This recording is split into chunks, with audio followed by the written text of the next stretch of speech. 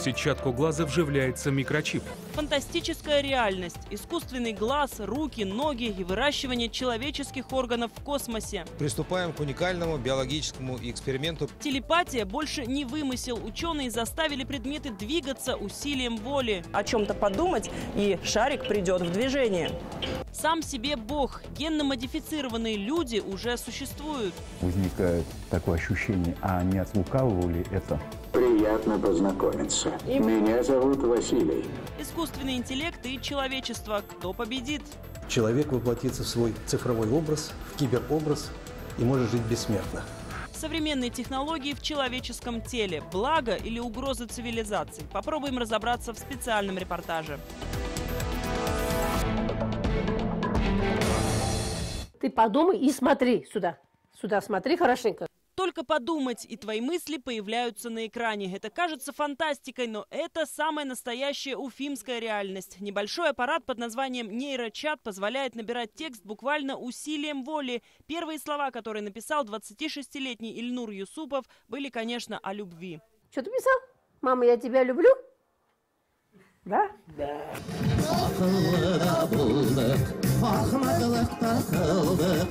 На этих кадрах Ильнур подпевает артисту Айдару Галимову. Парень родился с диагнозом ДЦП, но его интеллект сохранен, говорят родные. Ильнур учится, читает, не может только писать и печатать из-за гиперкинезии, постоянных непроизвольных движений рук. Теперь это стало возможным. Впервые в Уфе подобную нейрогарнитуру бесплатно получили 12 человек. Это больше, чем будущее. Я думаю, это прорыв и бомба такая, да, не боюсь сказать этого слова. Люди с ограниченными возможностями могут общаться в интернете, могут общаться друг с другом. Эта разработка российских ученых прогремела на весь мир. В аппарат встроен миниатюрный энцефалограф, который улавливает электрические импульсы мозга и затем преобразует их в команду для компьютера. Это принцип так называемого нейроинтерфейса. Если мы берем вот этот сигнал электрический, делаем из него командную систему, то есть мы делаем нейроинтерфейс. С одной стороны мозг, а с другой стороны какие-то технические приспособления и программные, мы получаем новый доступ к мозгу, а мозг получает новый выход в мир.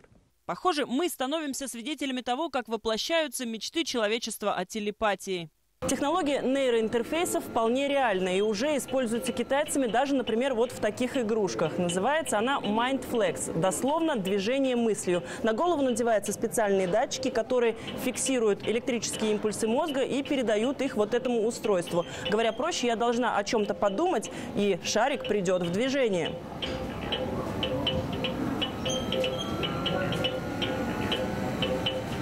Впрочем, ученые пошли еще дальше. Они встроили подобный нейродатчик прямо в голову человека и назвали его бионический глаз. Его установили, например, жителю Челябинска Григорию Ульянову. 20 лет мужчина жил в абсолютной темноте, утратив зрение в результате болезни сетчатки. В сетчатку глаза вживляется микрочип, который берет на себя функции неработающих клеток фоторецепторов. Именно он посылает в мозг электроимпульсы, которые человек будет воспринимать как визуальные образы.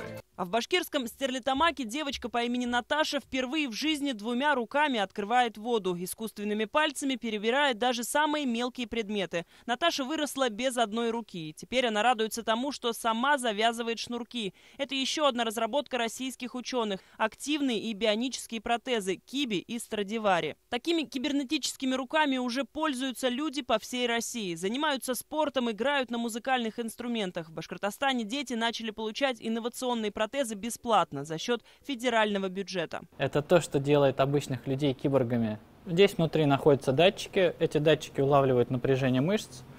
Как только они это улавливают, подключается аккумулятор, переводится электричество на двигатель и происходит сжатие, вот так вот, или разжатие кисти протеза. У меня свои ноги вот здесь заканчиваются. Все остальное как бы не мое. Он будто сошел со страниц книг о будущем, где привычен образ человека-киборга. Рустам Набиев с легкостью поднимает вес в 70 килограммов, поворачивает свои роботизированные ноги на 360 градусов и шутит о том, что обувь ему больше не жмет. В принципе, я могу купить себе любой размер ноги, мне ничего жать не будет. Это сейчас его оптимизму можно позавидовать, а 3 года назад он едва успел ухватиться за жизнь. Солдата Набиева достали из-под завалов рухнувшей казармы в Омске. Врачи говорили, не выживет, но Рустам доказал обратное. Лишившись обеих ног, он занялся слэдж-хоккеем, завоевал несколько медалей и титулов и стал известен всему миру. Недавно женился на любимой девушке, которая дождалась его из армии. Сейчас они вместе воспитывают дочку Софию. В повседневной жизни Рустам использует самые современные, умные протезы. У них есть свой мозг. Здесь находятся датчики. Когда ты ходишь, эти датчики анализируют твою ходьбу. Я не чувствую, что это какое-то инородное тело для меня. Для меня это это мои ноги. Они заменяют мои ноги. Я благодаря им хожу, поэтому благодаря им я чувствую себя полноценным человеком. Приступаем к уникальному биологическому эксперименту по печати живых микроорганов в космосе. Выращивание человеческих органов на орбите Земли. И это тоже уже реальность. С помощью специального 3D-биопринтера российские космонавты на МКС печатают хрящевую ткань человека. Если все пройдет успешно, это станет прорывом в трансплантологии. И это, по сути, шаг человечества к бессмертию. Если мы наконец научимся собирать органы, конкретного человека из его же клеток, и мы решим задачу трансплантации, тогда, я всегда привожу этот пример, для меня самый ужасный, когда есть люди, которые ждут, когда кто-то умрет, чтобы его органы можно было, пересадить.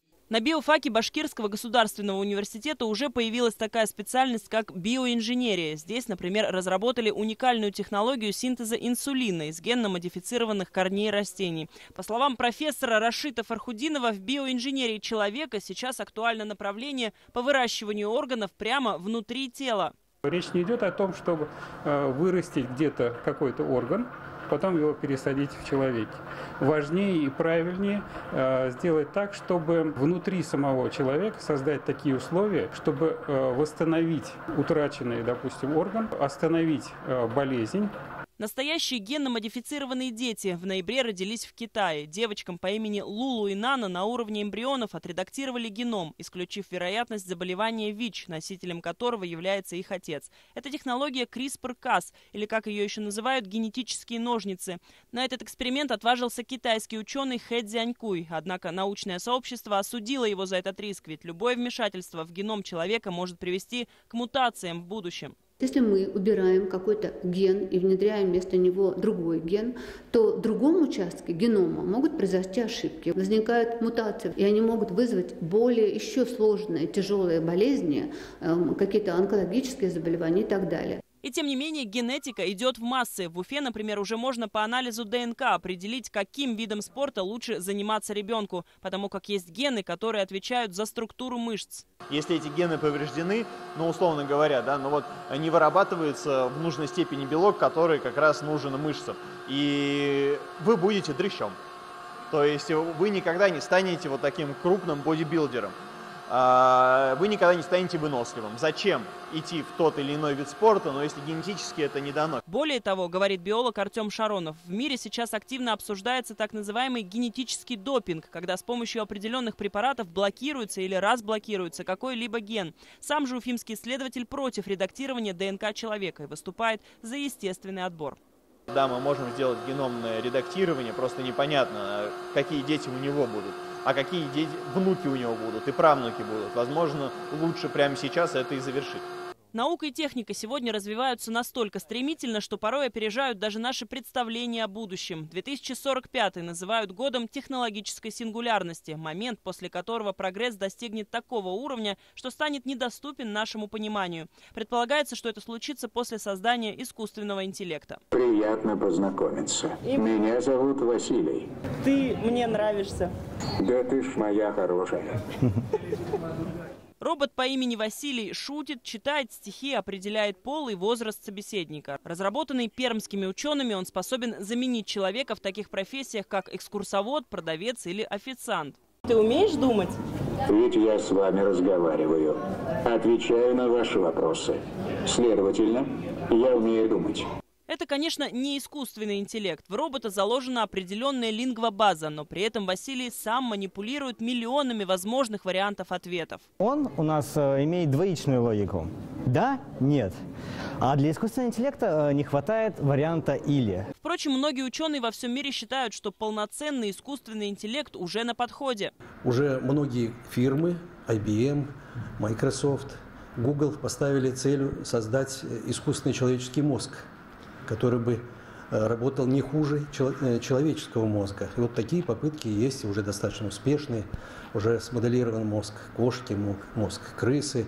Профессор УГАТУ Владимир Васильев, автор книг о нейросетевых технологиях и искусственном интеллекте. Студентам он рассказывает о последних достижениях в этой сфере. Ученые уверены, воссоздать человеческий мозг посредством нейрокомпьютеров вполне реально. При этом искусственный интеллект будет способен принимать самостоятельные решения. Вот в этом и есть опасность, что его надо регламентировать, искусственный интеллект. И сейчас говорят о разработке законодательных правовых норм, регулирования поведения роботов, будет сверхинтеллект. Уже говорят о том, что человек воплотится в свой цифровой образ, в киберобраз и может жить бессмертно.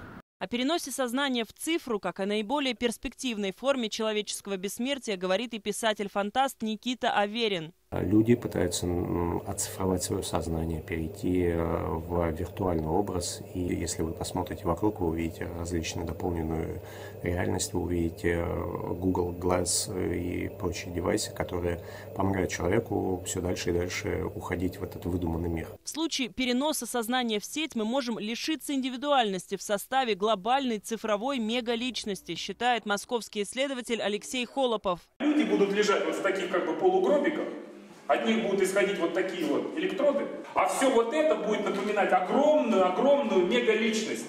Более того, человек, являясь единицей этой личности, сам по себе личностью не будет. Он будет всего лишь навсего некоторым слепком вот этой вот личности. Известный ученый, физик Стивен Хокинг предупреждал, что создание искусственного интеллекта может привести к концу человечества.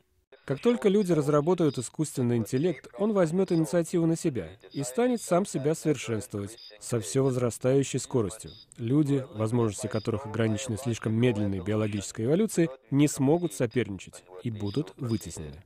Трансгуманизм – международное движение, поддерживающее использование любых достижений науки для улучшения возможностей человека, будь то генетика, биоинженерия, киборгизация, искусственный интеллект и многое другое. Ученые разделились на два лагеря – за и против. С одной стороны, это очевидное благо – помощь больным людям, перспектива бессмертия. Но с другой, сложно представить, к чему может привести бесконечное усовершенствование. Мы рискуем превратиться в армию универсальных солдат, мутантов и в конечном итоге просто утратить человеческую природу.